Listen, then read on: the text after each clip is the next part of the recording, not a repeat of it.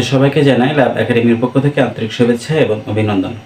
আজ আমরা আলোচনা করব নবম দশম শ্রেণীর উচ্চতর গণিতের 10.1 অধ্যায় নিয়ে এবং এই 10.1 অধ্যায়ে আমাদের দ্বিপদী বিস্তৃতি সম্পর্কে আলোচনা করা রয়েছে। তো আজ আমরা দুইটি পদকে কিভাবে আমরা বিস্তৃত করতে পারি সে বিষয় নিয়ে আলোচনা করব এবং 10.1 অধ্যায়ে যেহেতু যেগুলো অঙ্ক আছে আমাদের সে প্রত্যেকটি অঙ্কই আমরা প্যাসকেলের ত্রিভুজ বিধির মাধ্যমে আমরা করতে পারবো। সেজন্য আজকে আমরা প্যাসকেলের ত্রিভুজ বিধির মাধ্যমে কিভাবে দুইটি পদকে আমরা বিস্তৃত করতে পারি সে বিষয়ে আমরা আলোচনা করব এবং এখান থেকে আমরা অন্যান্য যে অঙ্কগুলো আমরা কীভাবে সমাধান করতে পারি সে বিষয়ে জানব। তো সর্বপ্রথমে আমরা a প্লাস বি তার হোল পাওয়ার 0 ব্যবহার করলাম, অর্থাৎ a হচ্ছে একটি পদ এবং b হচ্ছে অন্য আরেকটি পদ। এই দুইটি পদের পাওয়ার আছে আমাদের কত? 0। তো আমরা স্বাভাবিক নিয়মে জানি যদি দুইটি পদের বা যে কোনো পদের পাওয়ার যদি আমাদের 0 থাকে তাহলে তার মান হয় 1। তো a plus B whole power 0 এর পরিবর্তে আমরা ব্যবহার করতে পারি 1। এখন যদি আমরা এখানে ব্যবহার করি a প্লাস বি তার হোল পাওয়ার 1, তো আমরা এটা কি জানি যে যদি কোনো পদের পাওয়ার থাকে 1 তাহলে সেই পদটা নিজেই হয়, অর্থাৎ এখানে এটা হবে a প্লাস বি। এখন যদি a প্লাস বি তার হোল পাওয়ার আমরা এখানে ব্যবহার করি 2, তাহলে এটা আমরা অনায়াসে বলতে পারবো, কারণ আমরা a প্লাস বি হোল স্কয়ারের যে সূত্র ব্যবহার করে আমরা বিভিন্ন গণিতগুলো আমরা সমাধান করেছি, বিশেষ করে মান নির্ণয়, বীজগণিতিক রাশি ওই অধ্যায়গুলোতে, এবং জেনারেল ম্যাথেও এটা আছে। সুতরাং এটার সূত্র আমরা সকলে জানি, সেটা কি? এটা হচ্ছে a square plus 2ab plus b square. এখন যদি বলা হয় a প্লাস বি তার হোল পাওয়ার 3, তাহলে এটাকে আমরা কিভাবে বিস্তৃত করব?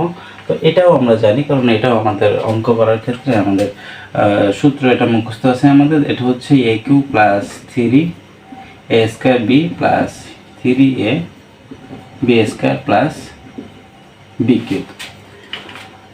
এখন এটা তো আমরা পারলাম, পাওয়ার 3 আছে, এটা আমরা পারলাম, কিন্তু যদি এমন থাকে a প্লাস বি তার হোল পাওয়ার 4, তাহলে কি এটা কি আমাদের অনায়াসে কি আমাদের এটা সূত্র মুখস্থ আছে? আমার মনে হয় না, কারণ বেশিরভাগ স্টুডেন্টই আমরা a plus B whole power 4 এই ধরনের কোনো সূত্র দিয়ে এর আগে আমরা কখনো অঙ্ক করিনি। কিন্তু আজকের এই ক্লাসটার পরে আমরা a প্লাস বি 4 কেন, যদি 5, 6, 7, 8, 9ও থাকে তাহলে সেই পদকে আমরা বিস্তৃত করতে পারবো। তো আসলে আমরা খেয়াল করি কিভাবে এগুলো করতে হয়। এটাকে বিস্তৃত করার আগে আমি a plus B whole square এবং a plus B whole cube এই দুইটা একটু বিশদভাবে এটাকে আমি একটু বিশ্লেষণ করে দেখাতে চাই। অ্যাকচুয়ালি প্রত্যেকটা বিস্তৃতি একটা প্যাটার্ন মেনটেন করে চলে। যেমন যদি বলা হয় a প্লাস বি তার হোল পাওয়ার হচ্ছে 2, তাহলে এখানে যেহেতু পাওয়ার 2, তাহলে কি হবে? আমাদের খেয়াল করতে হবে আমাদের দুইটা পদের মধ্যে সর্বপ্রথম যে পদটি থাকবে সেই পদটি এখানে পাওয়ার যা থাকবে সেটা দিয়ে শুরু হবে, এবং আমাদের সর্বশেষে যে পদটি থাকবে সেই পাওয়ারে যখন পাওয়ার আমাদের এখানে 2 হবে তখন সেই বিস্তৃতিটা শেষ হবে। এবং মনে রাখতে হবে প্রথম যে পদটি থাকবে সেই পদটি আমাদের n এর মান বা এখানে পাওয়ার যেটা থাকবে সেটা দিয়ে শুরু হবে এবং পর্যায়ক্রমিকভাবে যত বা থেকে ডান দিকে সে বর্ধিত হবে তার পাওয়ার 1 করে কমবে। এবং বি এর ক্ষেত্রে তার উল্টো নিয়ম, অর্থাৎ প্রথমে বি এর পাওয়ার 0 দিয়ে শুরু করতে হবে এবং প্রত্যেকটি পদ বৃদ্ধির সাথে সাথে তার পাওয়ার 1 করে বৃদ্ধি পাবে। এবং যখন বি এর পাওয়ার এখানে 2 আছে, তাহলে বি এর পাওয়ার যখন 2 হবে তখন ওই বিস্তৃতি বা ওই ধারটা শেষ হবে। তাহলে একটুখানি দেখি, সর্বপ্রথম এখানে এ আছে, এখানে এ এর পাওয়ার কিন্তু 2 ব্যবহৃত হয়েছে, তাহলে এখানে এ এর পাওয়ার যদি আমি 2 দিই তাহলে বি এর পাওয়ার কত ব্যবহার হলো? বি এর পাওয়ার শুরু হবে 0 দিয়ে। তাহলে এটার ক্ষেত্রে যদি আমি খেয়াল করি তাহলে এ এর পাওয়ার কী হবে? 2 থেকে যত সামনে যাবে তাহলে 1 করে কমবে, তাহলে 2 থেকে যদি 1 কমে তাহলে হবে এটা এ এর পাওয়ার 1। তাহলে বি এর পাওয়ার কত হবে? বি এর পাওয়ার ছিল 0, তাহলে বি এর পাওয়ার হবে 1। এবার এটা যেহেতু তৃতীয় পদ, তাহলে এ এর পাওয়ার আরও 1 কমবে, তাহলে এর পাওয়ার আরও যদি 1 কমে তাহলে হবে এ এর পাওয়ার 0, আর বি এর পাওয়ার তাহলে কী হবে? আর 1 বাড়বে, তাহলে বি এর পাওয়ার হলো 2। যেহেতু এখানে 2 আছে, বি এর পাওয়ার 2 হয়েছে, তাহলে এই বিস্তৃতিটা আমাদের শেষ হলো। যদি আমি পরবর্তীটা দিয়ে যদি আমি করি তাহলে এখানে এ এর পাওয়ার কত দিয়ে শুরু হবে? যেহেতু এর পাওয়ার 3 আছে তাহলে এ এর পাওয়ারটা 3 দিয়ে শুরু হবে, তাহলে এখানে এ এর পাওয়ার আমি 3 ব্যবহার করলাম, তাহলে বি এর পাওয়ার এখানে কত ব্যবহৃত হইল?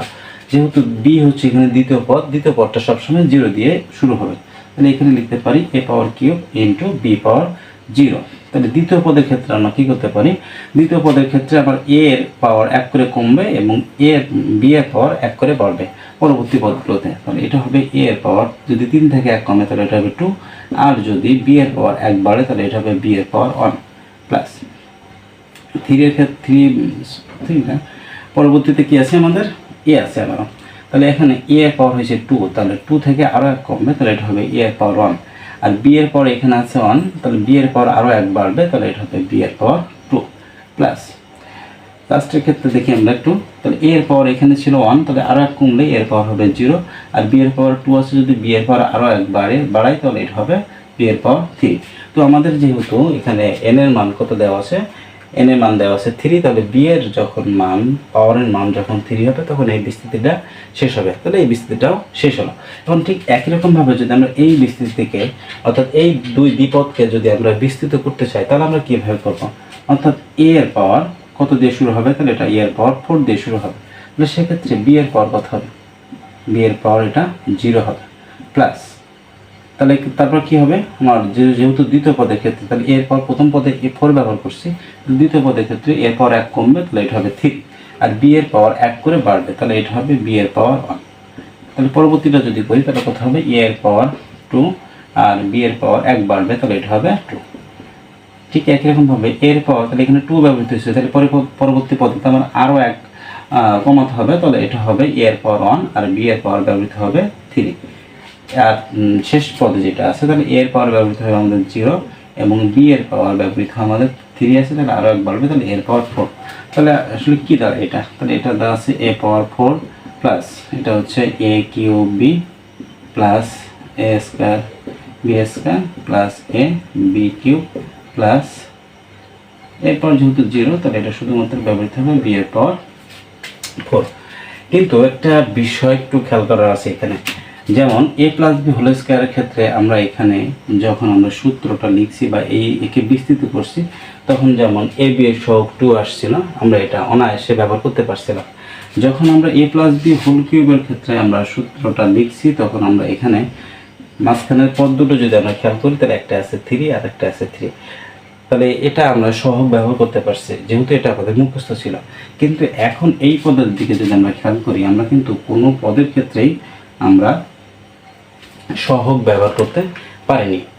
তাহলে এই সহগটা আমরা কিভাবে বের করব সেটার জন্য একটা পদ্ধতি বা একটা প্রসেস আছে, তো সেই পদ্ধতিটা আজ আমরা শিখব এবং এই পদ্ধতিটা হচ্ছে প্যাসকেলের ত্রিভুজবিধি। তো যদি আমরা খেয়াল করি সর্বপ্রথম যেটা আমাদের আছে a প্লাস b, এটা যদি একটু খেয়াল করি a plus b whole power 0, এটা যখন 0 ছিল তখন এখানে পদের সংখ্যা হয়েছে আমাদের কত 1, তো সেই ক্ষেত্রে যদি আমরা খেয়াল করি প্রথমে ব্যবহার করা হয়েছে আমাদের 1 এবং দ্বিতীয় a plus b whole power যখন হয়েছে 1 তখন আমাদের দুইটা পদ আসছে, কিন্তু দুইটা পদের সহগের দিকে খেয়াল করি দুইটা পদের সহগই হচ্ছে 1 এবং 1, তাহলে এটা 1 ব্যবহার করবে এবং এটাতেও 1 ব্যবহার করবো। এবং যদি আমরা a প্লাস b হোল স্কোয়ারের ক্ষেত্রে খেয়াল করি তাহলে এটা পাওয়ার হচ্ছে সহগ, প্রথমটা সহগ হচ্ছে 1, তাহলে এটা আমি ব্যবহার করলাম 1, দ্বিতীয়টা সহগ কত, দ্বিতীয়টা সহগ হচ্ছে 2, তাহলে এখানে ব্যবহার করবো আমরা 2, তৃতীয়টা সহগ হচ্ছে 1, তাহলে এটা ব্যবহার করলাম আমরা 1, তাহলে এটা আমার a প্লাস b হোল স্কোয়ারের জন্য আমরা এটা ব্যবহার করলাম। এবার a প্লাস b হোল কিউবের জন্য আমরা যদি একটু খেয়াল করি তাহলে দেখবো যে প্রথম যে পদটি আছে সেই পদের সহগ হচ্ছে 1, তো এই ক্ষেত্রে আমরা 1 ব্যবহার করলাম এবং দ্বিতীয় পদের সহগ কত হচ্ছে, দ্বিতীয় পদের সহগ হচ্ছে 3, তো এখানে ব্যবহার করলাম 3, তারপরে তৃতীয় পদের সহগ কত, তৃতীয় পদের সহগ হচ্ছে 3 এবং চতুর্থ পদের সহগের দিকে যদি আমরা তাকাই তাহলে এটা আমরা পেলাম 1। তাহলে এখন একটুখানি আমরা খেয়াল করি, আমরা এই পর্যন্ত পারছি কিন্তু এখানে এসে আমরা পারলাম না কারণ এটা আমাদের মুখস্থ না। কিন্তু যদি আমরা এই পদ্ধতির দিকে একটু খেয়াল করি যদি আমরা তাহলে আমরা অবশ্যই এটিকেও আমরা সহগ ব্যবহার করতে পারবো।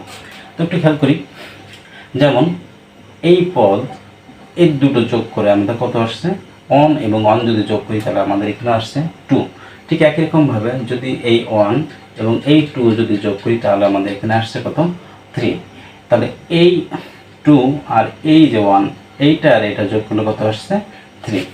তাহলে একই রকমভাবে চতুর্থটার ক্ষেত্রে যদি আমরা খেয়াল করি যদি এই 1 এবং এই 3 যদি যোগ করি তাহলে কত হবে আমাদের 4, যদি এই 3 আর 3 যদি যোগ করি তাহলে আমাদের কত হবে 6, যদি 1 আর এই 3 এবং 1 যদি আমরা যোগ করি তাহলে এটা হবে আমাদের 4 এবং প্রথম এবং শেষ পদের সহগ আসবে 1, সেজন্য প্রথমে একটা 1 ব্যবহার করব, শেষে একটা 1 ব্যবহার করব। তাহলে আমাদের কিন্তু a plus B whole power 4 এটাকে বিস্তৃত করে আমরা এমন ধরনের পদগুলো পেয়েছিলাম, কিন্তু এর সহগ আমরা ব্যবহার করতে পারিনি। কিন্তু এখন যদি আমরা এখান থেকে সহগগুলো ব্যবহার করি তাহলে আমাদের বিস্তৃতিটা শেষ হবে। যেমন এখানে এ আছে, তাহলে এ এর সহগ কত হবে, a পাওয়ার 4 এর সহগ কত হবে, 1 হবে। তো এই যেহেতু a পাওয়ার 4 আছে, সহগ 1 ব্যবহার করার প্রয়োজন নাই। এবার আছে আমাদের 4, তাহলে এক্ষেত্রে দ্বিতীয়টার ক্ষেত্রে ব্যবহার করব সহগ 4।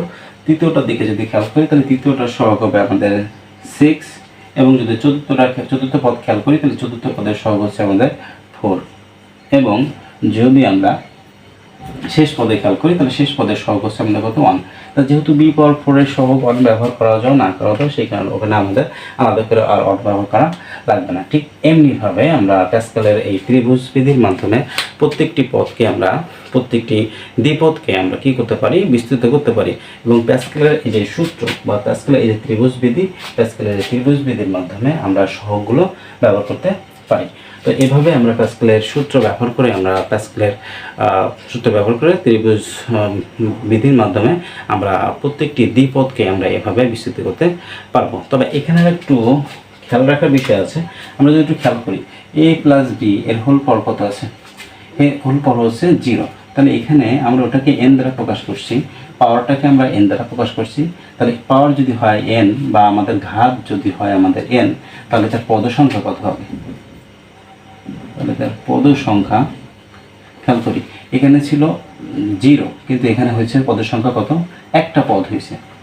তাহলে এটা পদ হবে আমাদের n প্লাস 1।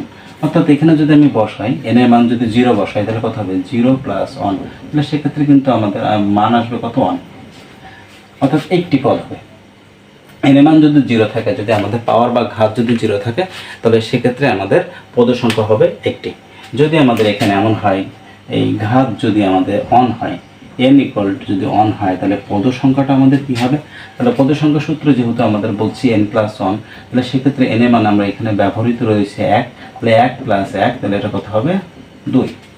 যদি আমাদের n ইকুয়াল টু হয় 2, তাহলে সেই ক্ষেত্রে পদ সংখ্যা কত হবে আমাদের, তাহলে এটা হবে 2 প্লাস 1 ইকুয়াল টু 3।